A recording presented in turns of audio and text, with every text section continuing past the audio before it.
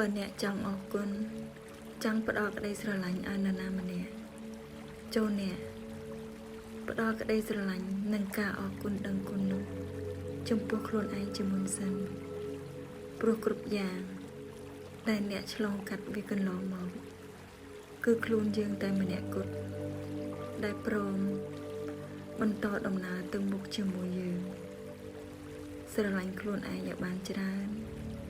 ផ្ដល់ភាពកក់ក្ដៅឲ្យខ្លួនឯងឲ្យបានច្រើនរឿងអ្វីដែលស្មុគស្មាញច្រើនពេក